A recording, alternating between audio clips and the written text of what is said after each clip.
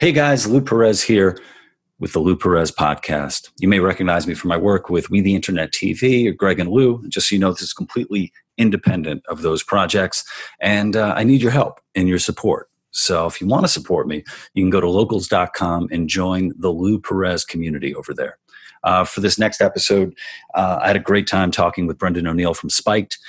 We talked about all of the assholes we've encountered during COVID, and we chatted quite a bit about the film Cuties on Netflix. So if you guys are interested in hearing what we have to say about it, well, here it is.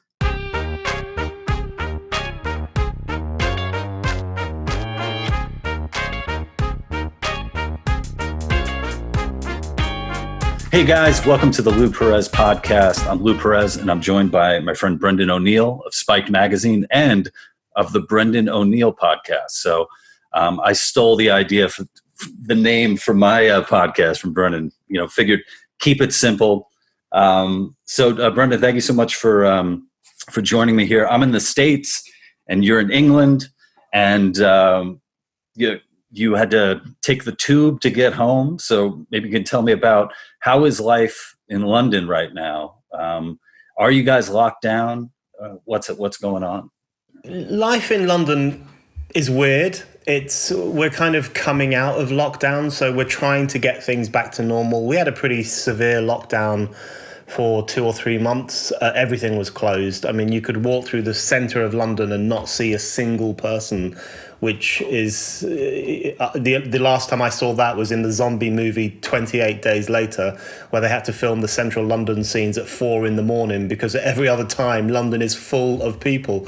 So it was like 4 a.m. in 28 Days Later. The streets were deserted, nothing was open. It was actually really creepy and weird. So we had a severe lockdown. We're trying to come out of it, because if we don't come out of it, our economy is going to completely tank. People will struggle. There will be a deep, deep recession. So I think the government recognizes that we need to come out of this now. But we're still in a bit of a twilight zone between lockdown and normality, and people are still behaving a bit strangely.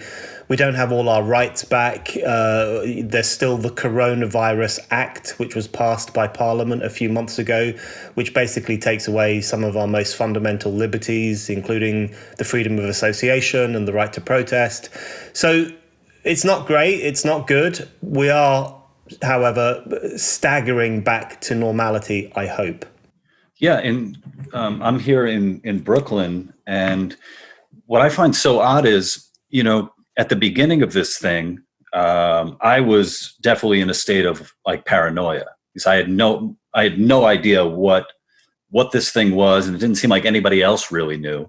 And my wife was pregnant, so we were like, we need to be just basically be in our own little cubicle or a bubble. And then, months and months pass, and we're so far out from the beginning of this thing that I would think people would have educated themselves on the science and what are reasonable precautions to take. When I step outside, I see kids as young as like 3 years old with masks on, and it's really troubling. They're playing, and also there doesn't seem to be any consistency, because some of the kids have masks on, but they're playing with kids who don't have masks on. Then mom and dad are drinking a coffee without the mask, obviously, because you can't drink there. And you get these looks and stuff, because we walk around without masks, because it's fresh air, and we need that. And actually, I wrote a piece for Spike Magazine called "The Real Maskholes." And in the United States, you see like a bunch of videos of quote unquote maskholes, who are people who refuse to wear masks. And it often takes place in like a Costco or a big store like that. But the maskholes that I've encountered have all been people wearing masks. They've all been people yelling at you because you don't have a mask on. And yeah, I don't know what things are going to look like a few months from now. Yeah, well, that's the thing that worries me too. Everyone's talking about the new normal, and I find that such a terrifying Orwellian phrase. firstly, I always think to myself, well, who's decided this is the new normal? I don't remember voting for this. I don't remember having a public consultation. I don't remember any genuine public democratic discussion about it. It's just something that's going to be foisted on us by officialdom, which thinks that it knows exactly how we have to stay safe and exactly how everyone should behave. So whenever I hear the phrase new normal, I get a shiver down my spine, because I just think this smells like the imposition of an authoritarian society by people who presume that they know better than the rest of us. I think it's deeply chilling. The masks thing, I think, is a fascinating snapshot of what's going on at the moment. I mean, firstly, if people in Brooklyn are making, 3 and 4 year old kids wear masks, that's really terrible, because the advice, even from the World Health Organization, is that very young children should not wear masks. It's not good for them. It can be quite dangerous because they're 3 years old and they don't know what they're doing. So I've seen similar here. I've seen a few very young kids in London wearing masks, and I always find it a bit creepy. But the mask thing, I think, it really demonstrates the way in which the whole COVID thing has quite quickly become a political phenomenon, as well as simply being a health crisis. I mean, pretty much everyone agrees, apart from a few kind of conspiracy theorists, everyone agrees it's a health crisis. It's a real virus. It poses a challenge to our societies. I think it's a manageable challenge. I think the depth and extent of the challenge has been exaggerated by the politics of fear, but I do think it's a challenge, and one that we have to take quite seriously. But I think what's happened over the past few months is that it's been turned from a health problem into a political issue. And the masks thing really sums that up, because what we have now are people who make a really big deal of wearing a mask. Wearing a mask is now very often how you show that you are a good person. It's like an extension of virtue signaling. And so I agree with you that the real maskholes are the people who wear their mask religiously without ever asking any questions about how beneficial it is, while hectoring everyone else and pointing their camera phones at everyone else and publicly shaming people who aren't wearing masks. And it's become this, wearing a mask apparently makes you a good person, gives you the right to lecture everyone else. And if anyone doesn't wear a mask, they're instantly looked upon as questionable, probably a bit of a redneck. They probably watch too much Fox News, or in the UK, they're probably, Brexit voters, idiots, stupid people. And I've done a few media debates here about masks. And even though I wear a mask on the tube, because you're not allowed to get on the tube without a mask, even though I do that, people will still brand you dangerous and psychotic, even if you ask questions about masks. So the speed with which this whole thing became a culture war issue and got entirely bound up with virtue signaling and, that culture of demonstrating how better you are than everyone else. That's one of the things that really worries me, because I think once you add that kind of political momentum to COVID-19 and to the lockdown, you just make these things drag on more and more for longer than is necessary. And I think the more we politicize COVID, the more it's going to drag on in this kind of slightly authoritarian nightmare. Yeah, and I think the interpersonal responses too. When I'm walking down the street, if I don't have my mask on and I'm about to pass someone who does have a mask on, I feel weird about locking eyes with them. I feel like it's almost like I don't want to be on a different team, and I'm not trying to, but I feel like you think that I'm on a different team. Yeah. And I don't care about you. And one of the things that I've noticed when I go to the park and stuff like that, and there aren't a lot of people around, and getting to talk to strangers, you can tell how isolated people have become with this, because there's a woman who walks her poodle in the park, and I go there with my son, and we stopped the other day and we were chatting, and she brought up every single subject under the sun within like a 5-minute conversation. She was like, I want to talk about, she's like talking about politics and Trump. And she's like, look, I don't like them, but they're good Republicans, and what's going on with all this racism stuff. And I'm trying to be a good person and blah, blah, blah.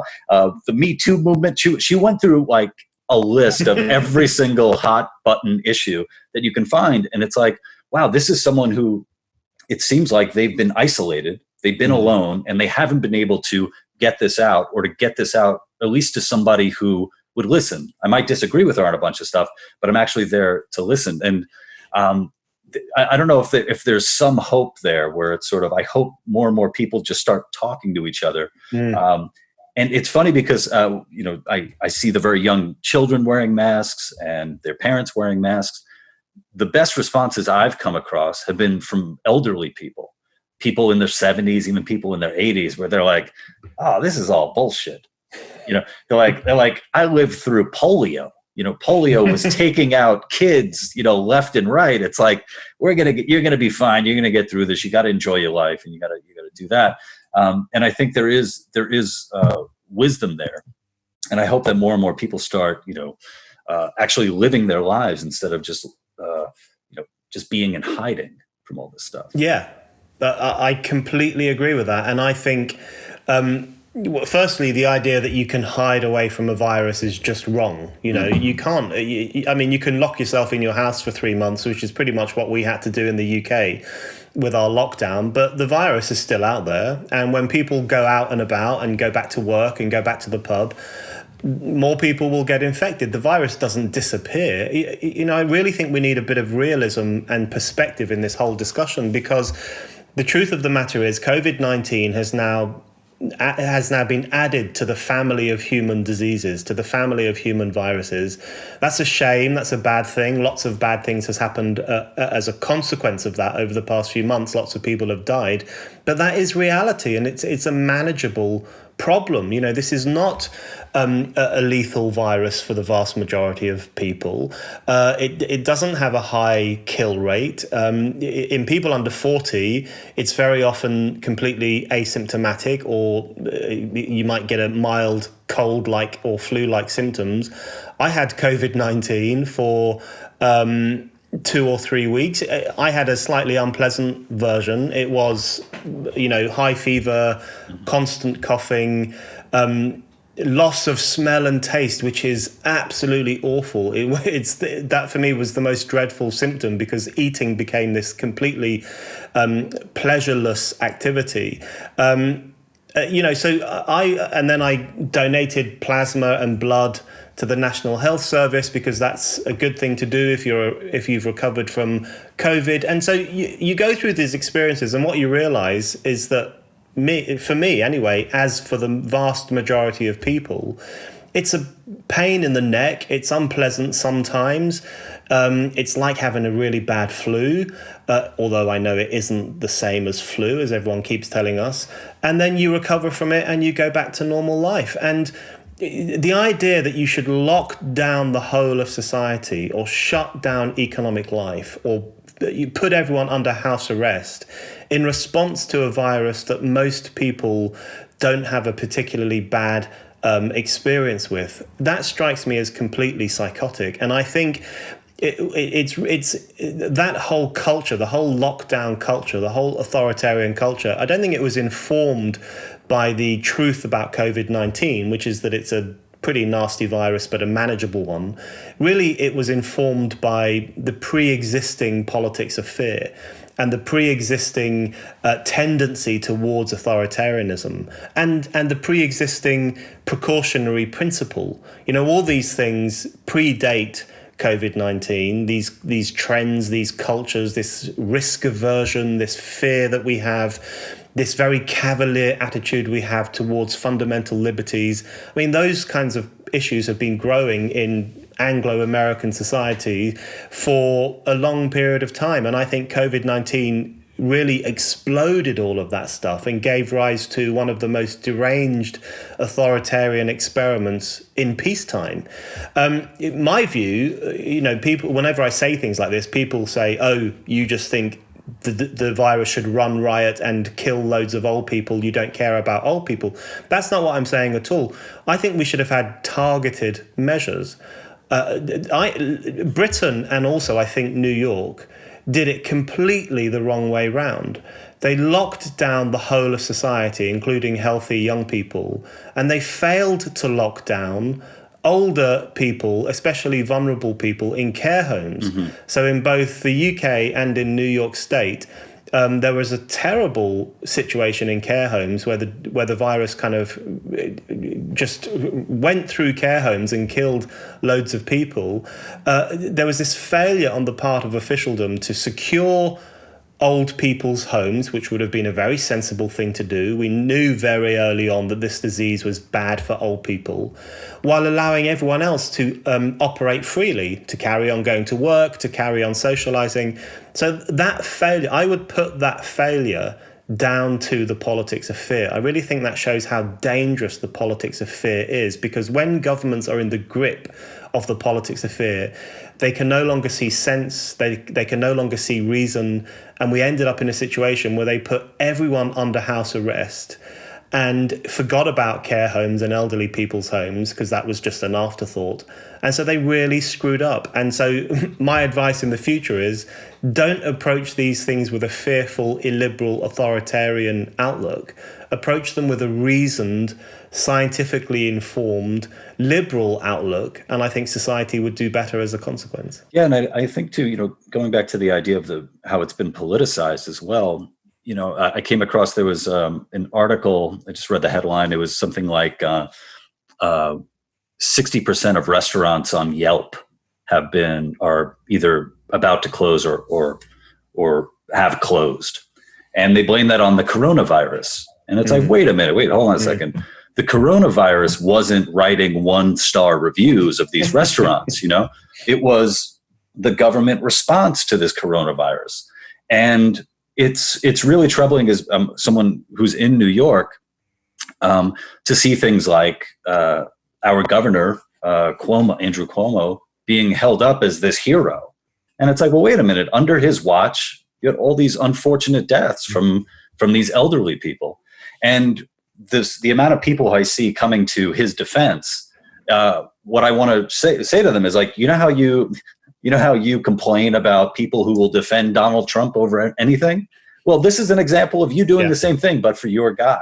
Yeah. And I think it definitely becomes very troublesome where any kind of dissent or any kind of question that's asked is where you are, basically told that, oh, well, you must be a conspiracy theorist. Yeah. And with the protests as well, we were so much happens like from day to day where I'm like, where are we right now? But during the lockdown, there were protests happening in state capitals from people on the right, and we were told that they were going to lead to all of these deaths from COVID. Then after that, we have Black Lives Matter protests, and we're told, well, the scourge of racism is more important than is more detrimental to one's health than the COVID virus. And it's like you're picking and choosing which side you are giving carte blanche to right in front of us, and you want us to swallow it and to just go along with it. You were saying that the coronavirus is the legislation has had effect on how you're allowed to protest in England. What effect has it had? Well, you're not allowed to protest, and you're not allowed to gather in large groups in public for any reason. And this week we brought in a new rule, which is the rule of 6. And the rule of 6 means that you are not allowed to gather in groups larger than 6 people. So you can't protest. You can't have any form of political gathering. And we've had the exact same situation over here in relation to the extraordinary, staggering double standards in relation to different forms of protest. So there was a protest against the coronavirus authoritarianism a couple of weeks ago. Some of the people on the protest were a bit cranky. There were definitely some conspiracy theorists, and there were also people who are just very concerned about the new authoritarianism.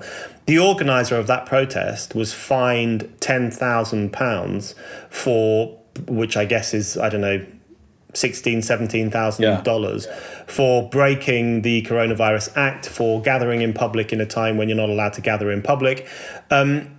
If you compare that with the Black Lives Matter protest, not only were no people fined for organising those, but officialdom essentially gave a green light to those protests. I mean, the police very often stood back and allowed protesters to tear down statues or to graffiti statues. Politicians were incredibly reluctant to criticize those protests. And in fact, many politicians in this country, especially Labour politicians, our version of the Democrats, were taking the knee and publicly praising the protesters and saying, listen, there are some issues which are more important than protecting the public from COVID-19. So we had the same thing. And I think that all speaks to the politicization of this pandemic. So you have the politicization, as you say, you have it firstly in the way in which the coronavirus is blamed for things like restaurant closures and bar closures and economic decline and job losses. I will read articles saying, there's going to be a massive spike in poverty and hunger and disease in the third world as a result of coronavirus. And I want to say, no, it's not coronavirus. It's the shutting down of global economic life. It's the way in which Western economies in particular just put themselves on hold. I mean, every European country was shut down for a period of time, and that has a massive knock-on effect on trade across the world, and it has a particularly bad effect on developing countries. So we have to get it real. Coronavirus didn't do this. Coronavirus is not some sentient force which switched off our economies. Those were man-made decisions. Those were decisions taken by our governments which overreacted in response to a novel virus. But then you also see the politicization of public health.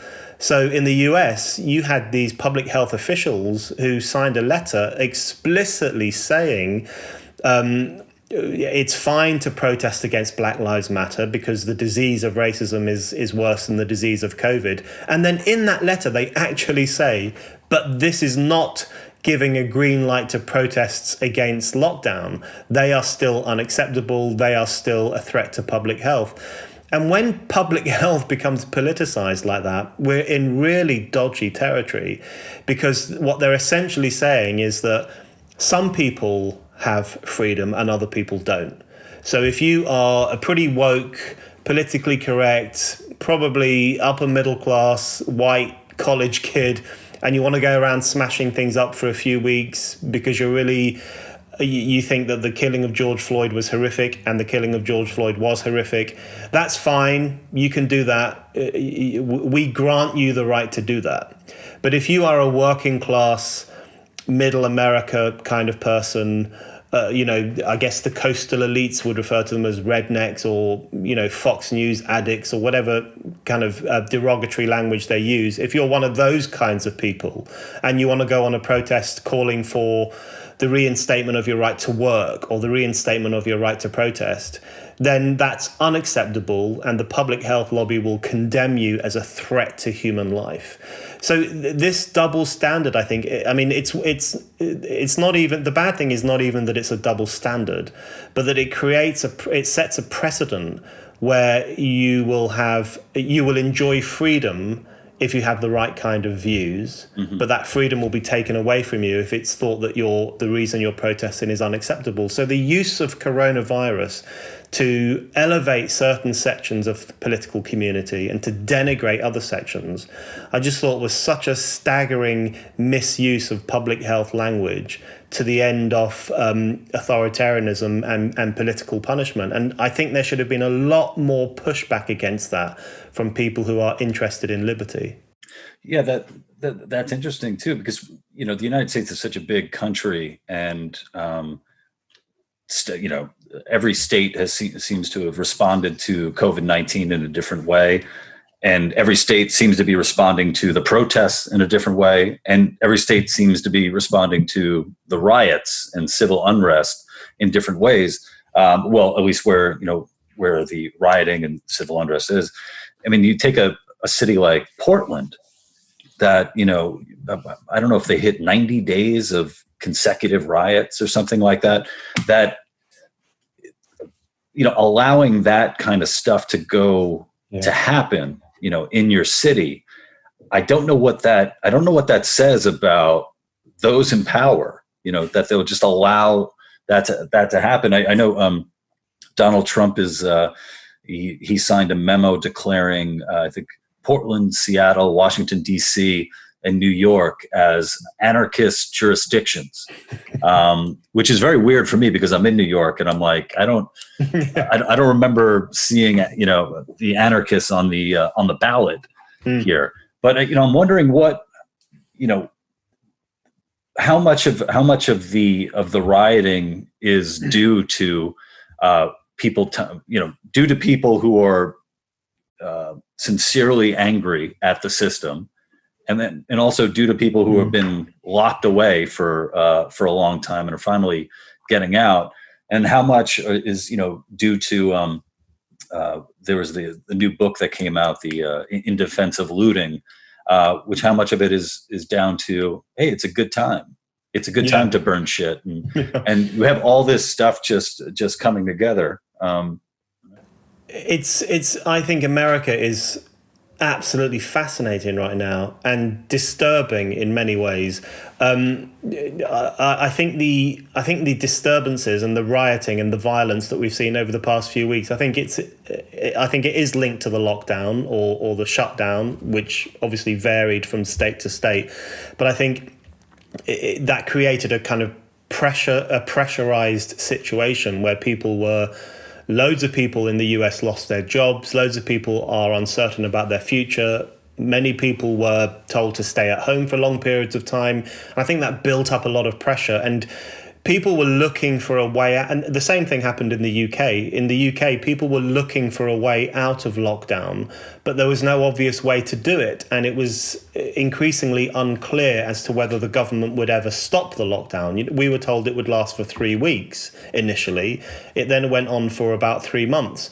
And it's still going on in various different ways. So the way I see the Black Lives Matter explosion, I think it at least is partially a pushback against lockdown, and it's partially people saying, we've got to get out of this situation. And so kind of people burst out of their homes and said, screw this, let's just get onto the streets. That part of it, I think, was relatively positive. And I say that as someone who is highly critical of the Black Lives Matter movement. But I think that side of it was relatively positive. People saying, this has got to end, and so this is how it will end. But it then very quickly spiraled out of control and became this crazy, violent, riotous behavior, which even more strikingly, some political leaders seemed utterly incapable of getting a handle on and utterly incapable even of condemning it. We had some Democrats who were just very cagey about condemning this kind of behavior. I thought it was very notable that Joe Biden and others only really started to condemn the behavior when they thought it would be bad for them in terms of polling, when they might look bad in the public arena if they didn't take a firm stance. But prior to that, they seemed, pretty silent in the face of it. I think some of the American media, I'm not necessarily a mainstream media basher. I think the MSM does some good things and does some bad things. But I think in relation to the riots in recent weeks, I think the mainstream media has behaved terribly. They've been incredibly dishonest about the extent of the violence. They've been incredibly dishonest about the fact that it is violence. There was that infamous CNN clip where he says, fiery protest, mostly peaceful, which people deservedly ripped the piss out of. So I think there are two striking things about what's going on in the US. Firstly, there's the violence itself. And secondly, there is the inability of the political class or the cultural elite or whatever we want to call them, the inability of those people to take it seriously or to do anything to stop it. Yeah. My view is that I think the violence fundamentally, I think we're witnessing the militarization of identity politics. And I think what's happening is that the kind of culture that has been growing on campuses for a long time, which is a culture of identitarianism, neo-racial politics, the judgment of everyone by their identity, by their race, the punishment of people who dare to have the wrong opinion, the silencing of people, the harassment of people who have a different point of view. What's happened, I think, is that all of that stuff has burst out of the, fairly peaceful area of the campus and is now on the streets. So when you see footage of Black Lives Matter supporters in Washington, D.C., screaming at people who are trying to eat at a restaurant and chastising them for failing to raise their fist, that to me is identity politics becoming violent. When you see footage of white people on their knees begging black people for forgiveness for the crimes of history, which we saw early on in the George Floyd protests, that I think is identity politics taken to another level. When you see black activists on the street with these kind of wealthy white kids with them, and they're all engaging in this kind of orgy of self-loathing and talking about how awful America is and ripping down statues of Christopher Columbus and covering them in graffiti and rolling them into rivers and attacking statues of, I don't know, Jefferson and Abraham Lincoln, the Emancipation Monument, which people want to take down. That, I think, is an extension of that kind of deranged campus culture, which is anti-American, anti-enlightenment, anti-modernity. So I think what we're really witnessing, I mean, it's a very complex situation. There have been some legitimate protests, some riots, some violence.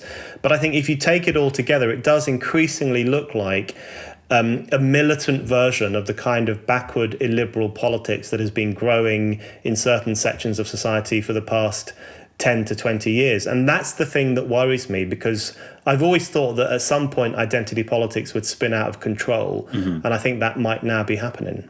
Yeah, and so many of the examples that you mentioned, there's such a performative element to it. It's theatrical in a similar way where, you wear a mask, you're a good person.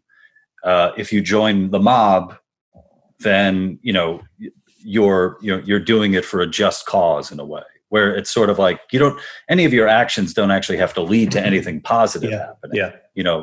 But you are taking part in the fight. And I've had a tough time just trying to make sense of the rioting, because you have people on one hand who have said, oh no, the violence is being carried out by white supremacists who have infiltrated and are, breaking things and setting fires and all that. But also that violence is justified because of systemic racism and the problems here. And it's like, wait, are these two things true? Like, can they go, like, what is going on here? It seems like everybody just wants to have it their own way and have their, have a way to justify it. And I wonder, about, people being slow to condemn the looting and the rioting and stuff like that. I wonder if any of it comes down to like an honest belief that what is happening is justified.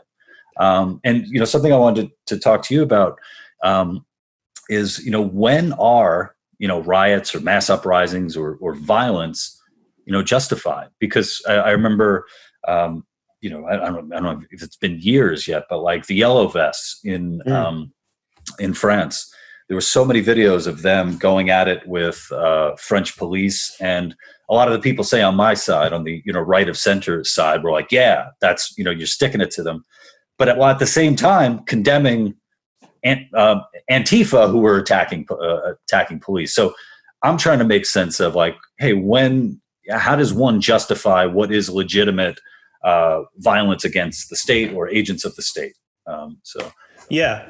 It's a very good question, and I am by no means a pacifist. I think there have been many instances in history and modern times when protest has been entirely justified, and sometimes violent protest. I mean, the bottom line is that many of our societies are as free as they are because people engaged in acts of violence. That's the truth of it.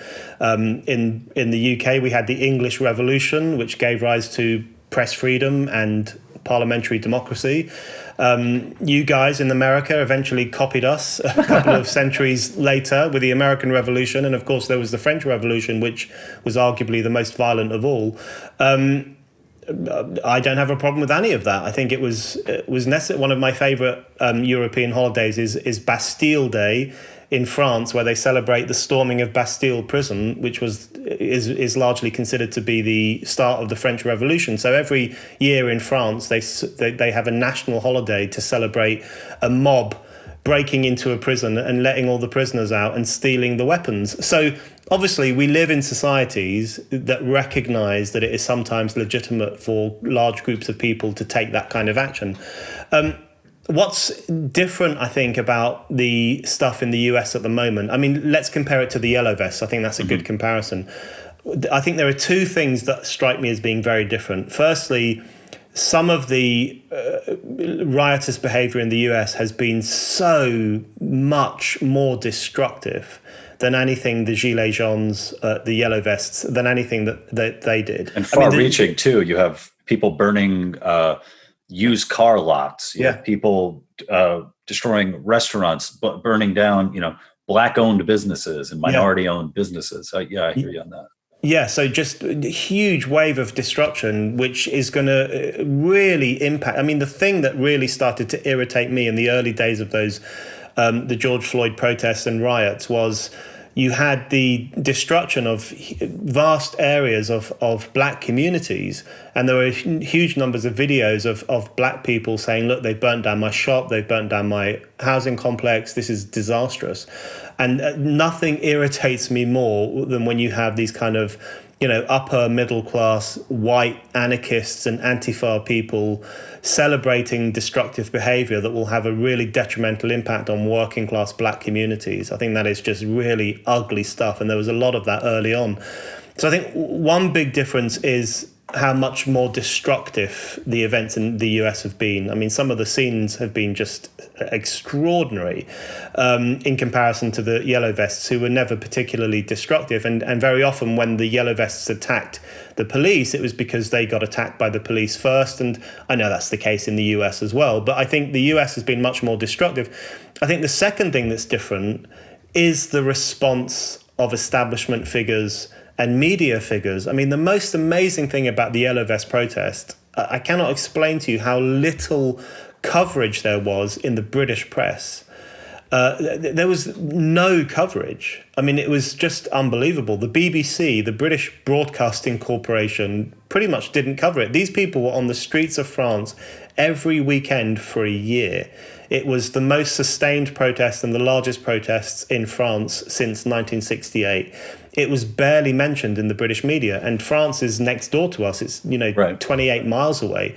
So that was remarkable. And when establishment figures did comment on it, they said, these are thugs, these are a bunch of fascists, these are awful, awful people. We shouldn't take them seriously. We need to get them off the streets.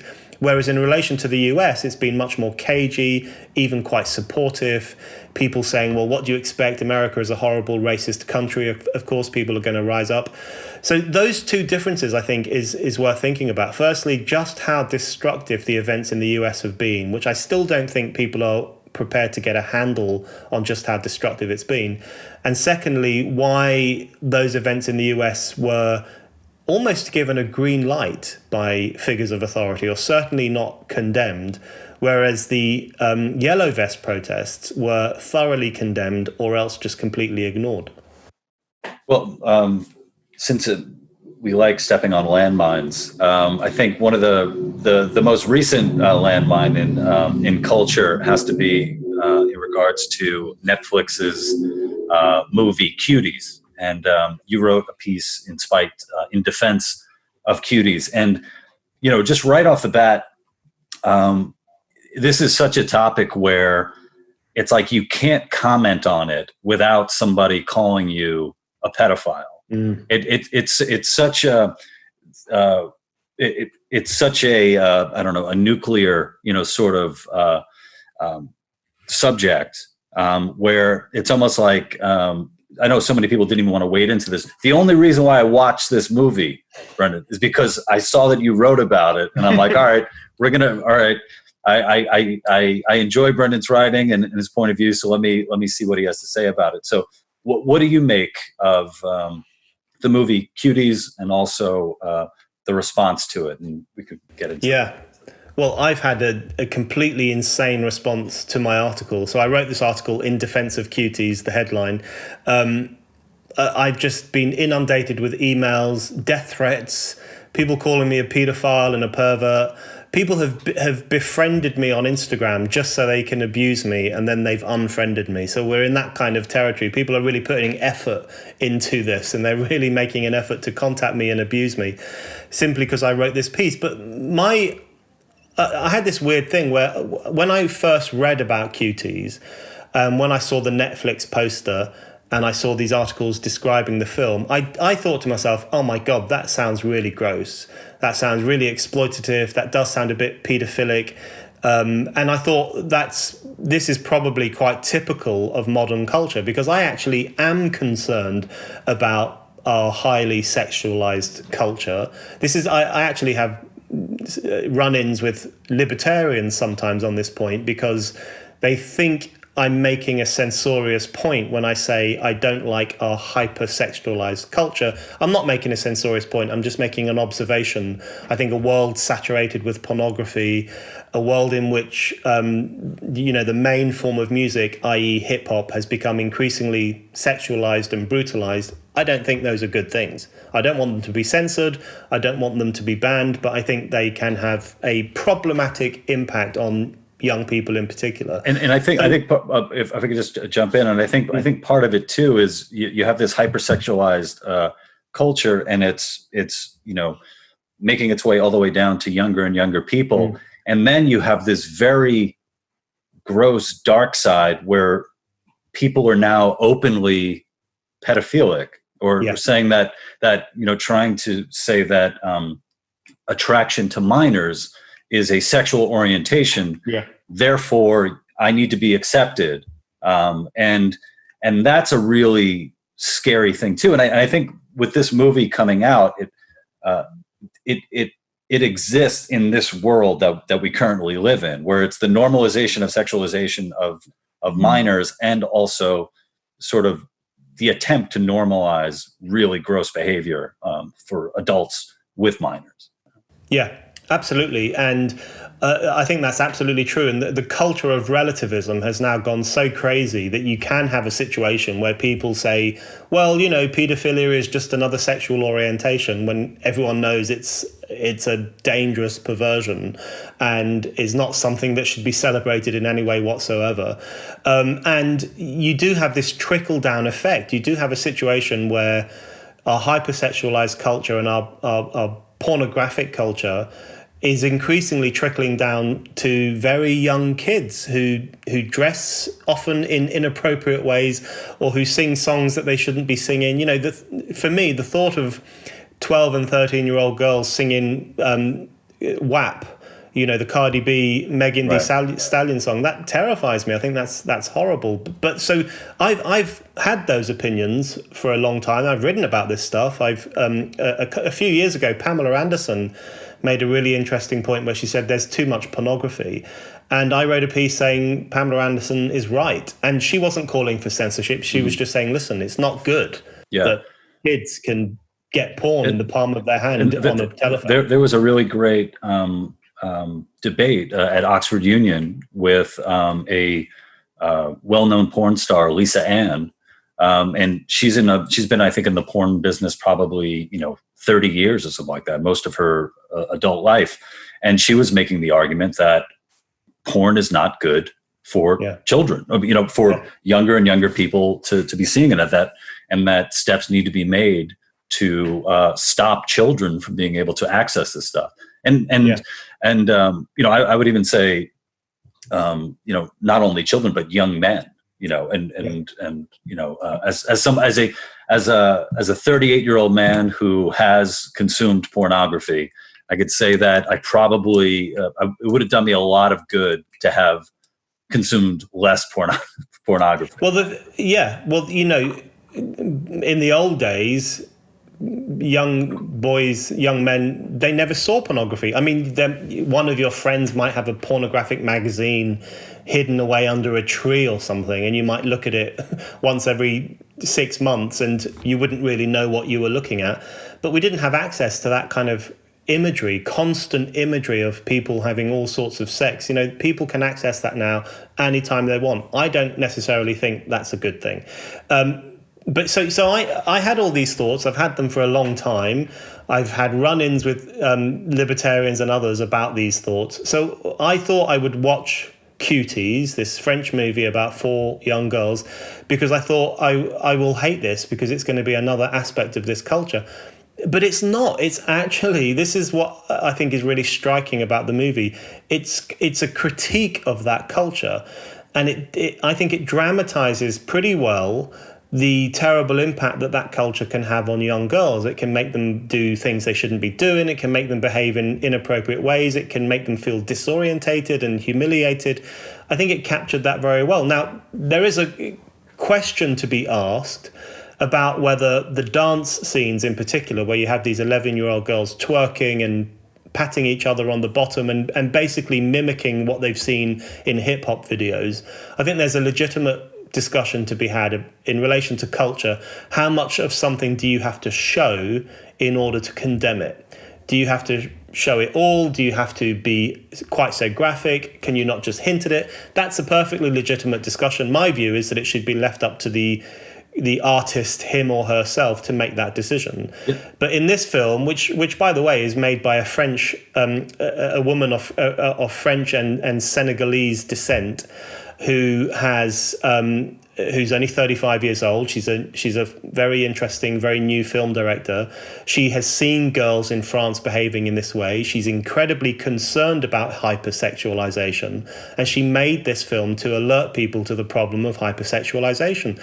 So she's actually on the side of a lot of the people who are criticizing her film, but the problem is we live in a climate of instant condemnation. People get a thrill from condemning stuff. So a lot of, in the US in particular, I mean, this film was shown in France and around Europe and it didn't cause much fuss at all.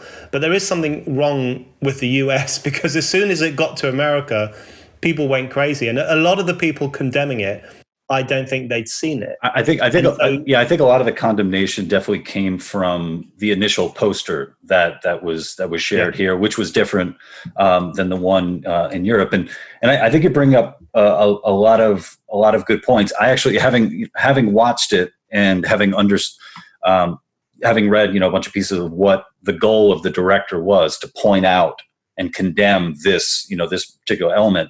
For me, I think. That point could have been better executed, perhaps by a better director or even with a better script. So when I was watching it, what I found was all the scenes that disturbed people, in particular disturbed adults, disturbed me, but I didn't find, and this is probably just from artistic or aesthetic view, I didn't find the rest of the movie was sort of enough to make up for the disturbing factors for me. And there was and we might be getting into the weeds, but if anybody has seen the pictures, there's some things that I point out. There are definitely touching scenes in the movie, and I don't mean it touching with girls being touched. I don't mean like that. There's a scene where Amy, who is the protagonist, her father is taking another wife, which apparently is something that Muslim men in Senegalese culture do. She's in her mother's bedroom, and she hides under the bed, and her mother comes in, and the scene is from the point of view of Amy being under the bed, and we hear the mother weeping, and I believe we hear the mother hitting herself, right? Yeah. So what that does for me is it sets up certain rules of the filming where if we're in Amy's point of view, there's only so much that we could know about what's happening. And there's a scene later on where Amy first kind of like meets the crew and they want her to film them dancing. So we have her point of view of her holding the phone while filming them. But then there's the, sort of eye of God, third person point of view of the camera that does some unnecessary push-ins on the buttocks and stuff like that. And I felt like and I felt like not enough attention was paid to, okay, what are the rules of the camera here?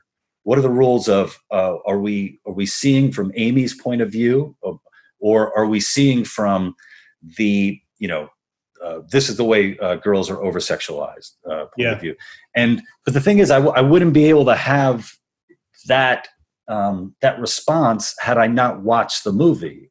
And I think something that you pointed out in your piece is how many people jumped on this without having seen the movie.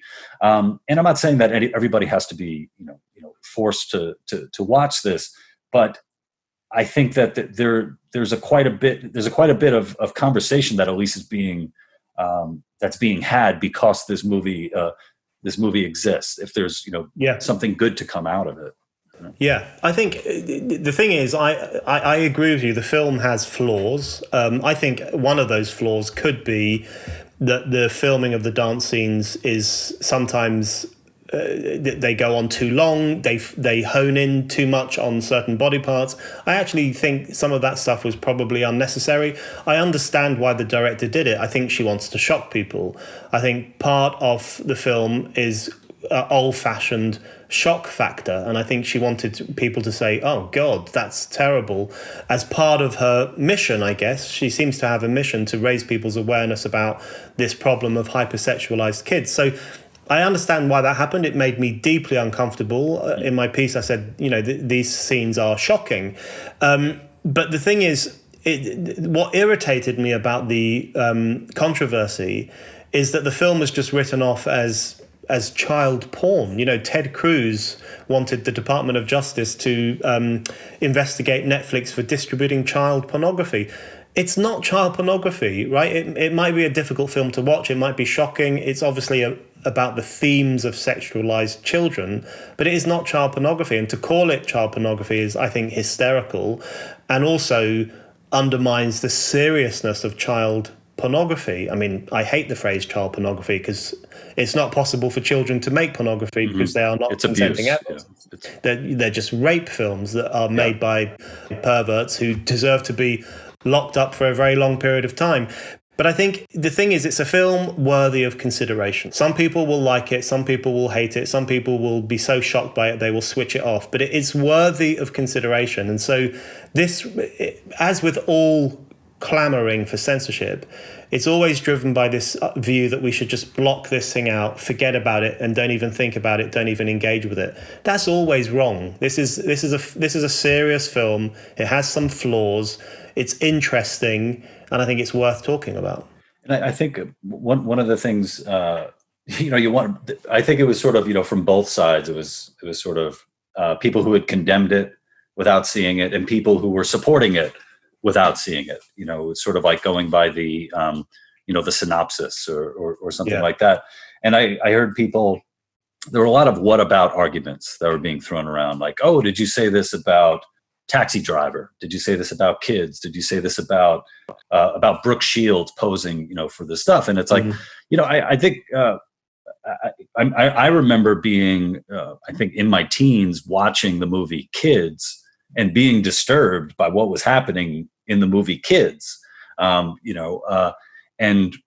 Taxi Driver as well. Looking back and be like, wow, it's really messed up when you think about Jodie Foster being in that situation. But I think it also it's quite possible that the people who are saying like, oh, well, what about this, could also be very very disgusted by those very pieces that you're saying, like, well, if you didn't like this or that. Yeah. Well, it's one of the things I kept thinking of Little Miss Sunshine, because I love the film Little Miss Sunshine. And that last scene. That last scene, which is very comical, because I remember there was like this buildup, like, if it was a traditional Hollywood film, it would be a buildup to like, oh, this very, sort of homely, dorky kind of girl. Yeah. She gets her moment on stage and she shines bright like a star, like a diamond. And we don't get that at all. And that was a great reversal from that. It's been a while since I've seen it, but your thoughts on it? It's a brilliant film. It's hilarious, and it is, and that scene is satirical and very funny, but it's a very young girl dancing in a provocative way, and everyone is quite shocked. Now, obviously, that's played for laughs, and whereas Cuties, the dancing, the girls at least take the dancing very, very seriously, and it's more provocative. But I do think there's a legitimate question to be asked, not necessarily what about this, what about that. That's never particularly helpful, but there is a discussion to be asked about, where do we draw the line in terms of what film directors are allowed to depict? Now, we can all agree that it's impossible for children to consent to sexual acts. All normal people agree with that. So any depiction of that, any engagement with that is a profoundly immoral criminal offense that should be punished. But, there are numerous films in history in which children have played victims of war, or they've played victims of scary monsters in haunted houses, or the children are often in films doing things that it's not good for a normal kid to do. So it does raise all sorts of questions about whether there should be limitations to what film directors can show. My view is, so long as they are not actually exploiting people, so long as they are and the director of Cuties engaged with the four girls' parents thoroughly. They had a child psychologist on set. They talked to the children at length, and apparently the child psychologist is still talking to them just to make sure they can cope with the fame and any attention they might get. Those sound like pretty good measures to me. So the idea that this is an exploitative film and that it is made by paedophiles for paedophiles, I just think that's a really bad response. And it actually demonstrates that and this is the point I made that probably got the most pushback. I think it shows that there are snowflakes on the right wing of politics just as much as there are on the left wing of politics. And censorship is not merely the property of the left, even though the left is often at the forefront of calling for censorship now. There are still those censorious forces on the right wing of politics too. My argument to both sides would be, listen, freedom of speech is always preferable to censorship, and you should engage with art rather than trying to censor or destroy it. Yeah, I think a couple of places I would just push back a little bit is that I have been seeing quite a few criticisms from people on the left against this movie. Yeah. I've been seeing that. But the other thing I would push back on is just sort of like, the parents of these children. It's like, Hollywood is notorious for, parents using their children as a way of, making money or, exploitation in some way or another. There's a documentary that Alex Winter put out called Showbiz Kids. And, some of the stories in there are just of child actors who, grew up and Hollywood is sort of done with them. And then you have other stories of like, real exploitation there. So, when I hear about that, I don't know, it's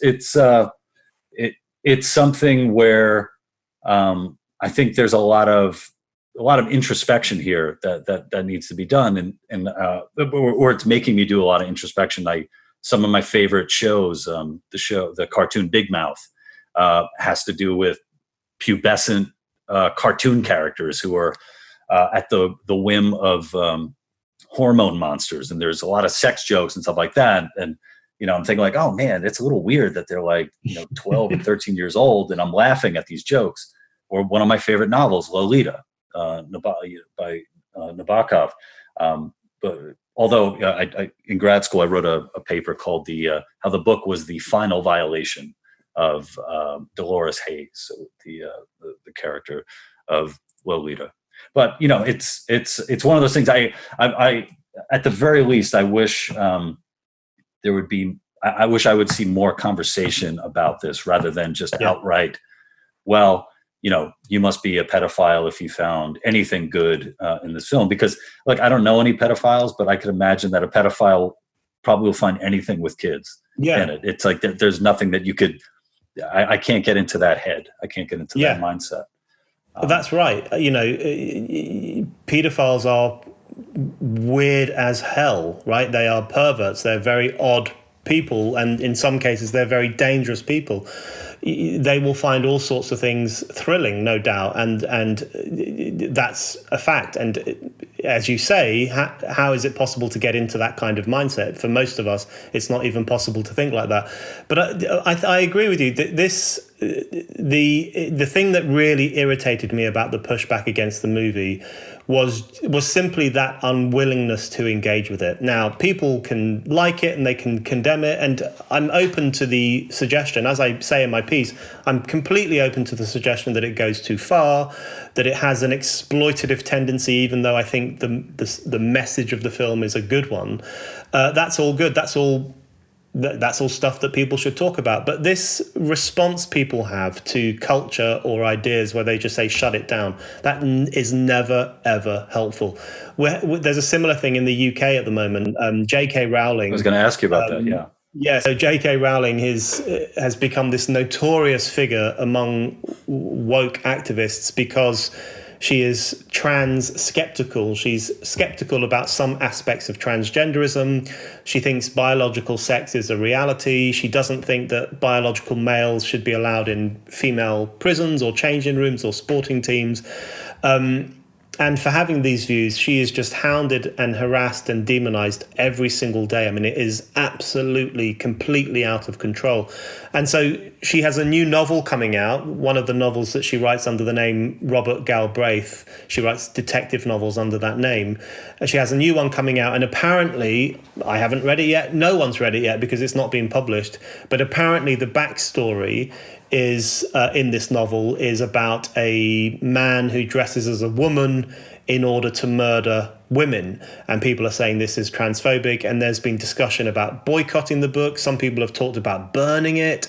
People have said that she is a disgrace to humankind and she shouldn't be allowed to do this kind of thing. So again, you have this preemptive judgment, this preemptive rage, which is not based on any serious engagement with the novel. These people have not read it, but it's just this kind of knee-jerk reaction which says, burn it, shut it down, we can't engage with this. And the thing that I think is important to remind people of is the right of artists and writers and filmmakers to investigate and write about anything that they want. And that is such a core part of artistic freedom. This notion that we have some authority to tell writers what they can and cannot explore, or what kind of characters they can write. You know, apparently white novelists shouldn't be writing about black characters, and male novelists shouldn't be writing about, female lead characters. This constant woke imposition on writers and artists, telling them the correct message they must express. Like the Oscars. The Oscars will now give from 2024, will only give the Best Picture award to films that adhere to certain identitarian quotas. These external impositions on the artistic process, I think, are incredibly damaging and incredibly illiberal.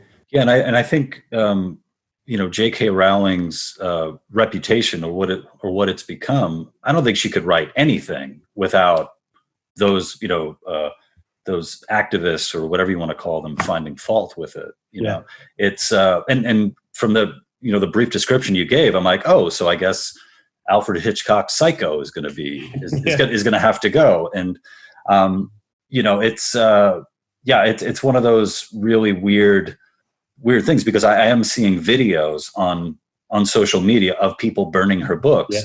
And it's very funny that people have to point out some very bad people used to burn books. Yeah, that's right. And all that. I think I've kept you long. I've kept you up. You're 5 hours ahead on the other side of the Atlantic. One thing I'll say for anybody who hasn't read your work or listened to your podcast, you are definitely a go-to for me when it comes to wanting. I want to know what Brendan O'Neill thinks about anything that's happening. So, and also I want to recommend the Brendan O'Neill podcast as well, especially your episode with Glenn Lowry. It was fantastic. So you did a great job. Any last words? Any last words? Any last words? Stay safe.